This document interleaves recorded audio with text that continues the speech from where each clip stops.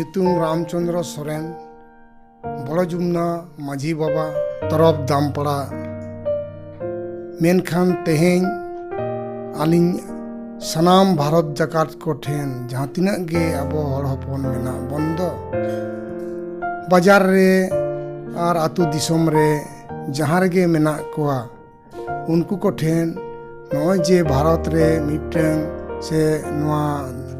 माने पूरे नवा संसार रे बाको मेने वर्ल्ड रे जे नॉय जे कोरोना वायरस हे अकन दो अबो भारत रे अबो प्रधानमंत्री जहां नॉय कोरोना वायरस इदी कते मिट बार कथाय आरती कार बंदो ओना को तीना हर आडिगान मनावे अबन बाबन मनावे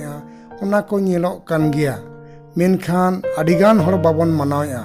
नवा दो आडि मारांग संक्रामक रोग लेखा कना नवा को इदी कते गे सनाम भारत जगत हर को ठेन आलिया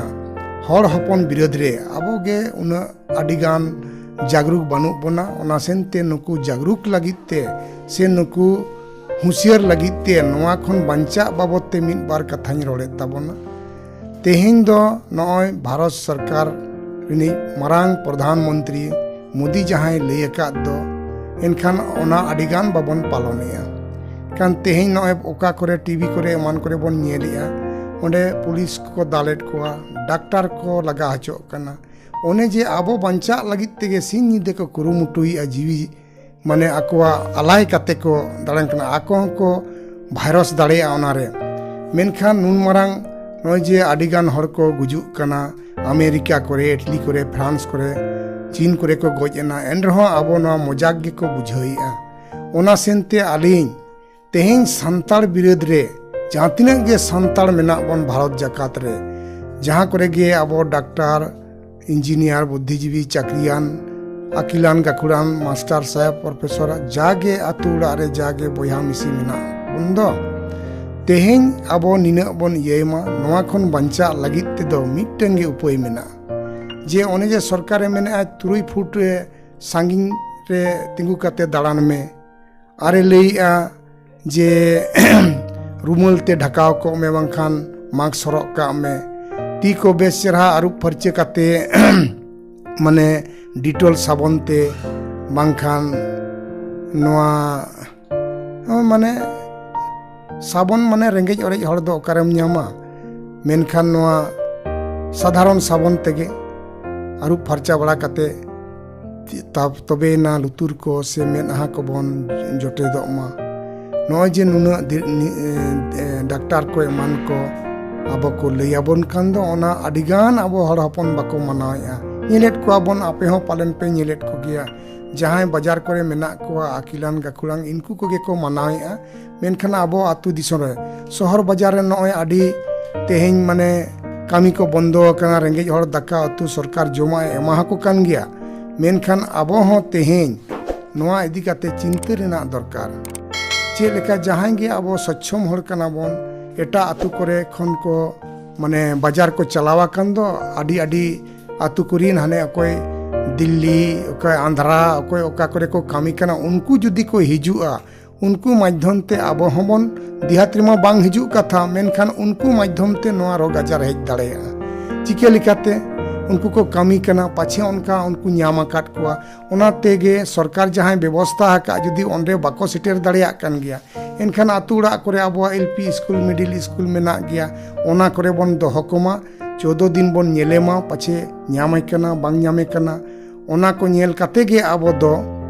माने उनी दो आतु दिसम बन बोलो हचोयमा नोआ जुदी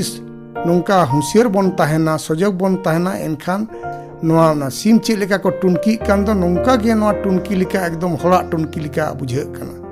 आडि आडि को गुजु कना टीवी करे मान करे पेपर करे बन नेलेट गया मीडिया वाला को दिखावेट गया मेनखान दिहात्रिन हर हपन दो बाको नेलिया कोया टीवी बानु आना उनको को जागरूक लेकाते आलिन दो माने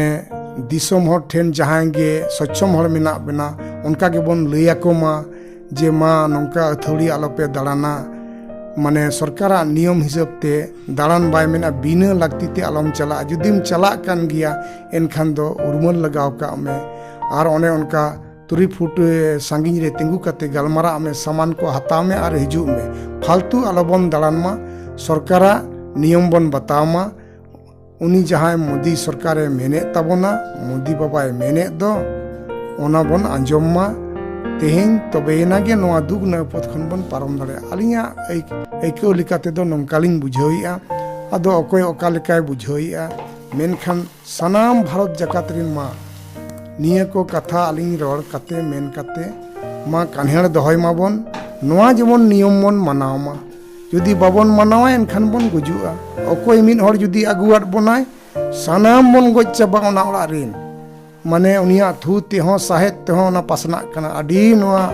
चे लेकालिंग लेया मना आडी विपद कथा कना नोआ दो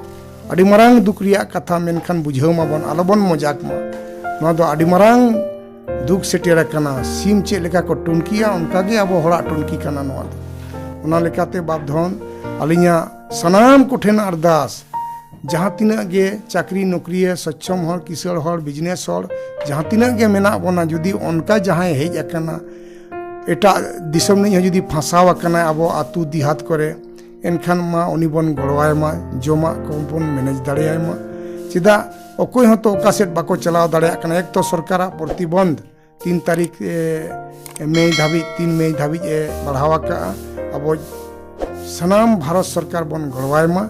और अब आतु दिसम रिन जहाँ गे टोला रिन मोहला रिन जागे टांडी टेकर मेना बन दो अथोड़ी आलोबन दाड़ान मा और ओड़ा करे गे बन ताहेन मा कामी को मा बंदो आकान गया आदो जमा मा एमा हबन कान गया सरकार जहाँ जहाँ खाता करे पुइसे भेजाय 500 टाका काते राशन जहाँ को नामे उनको बढ़ाव कते एमा को कना एनखान सरकार आजा माध्यम ते माय करात गया साव सावते अब हो दया दुलड़ हर हपन चितारे जहाँ दया दुलड़ मेना एनखान मा मिन बार बन गड़ो बड़ा दाड़ेया को मा आलिंग ठेन निना गे नेहर निना गे अरदास मा सनाम को गे जोहार।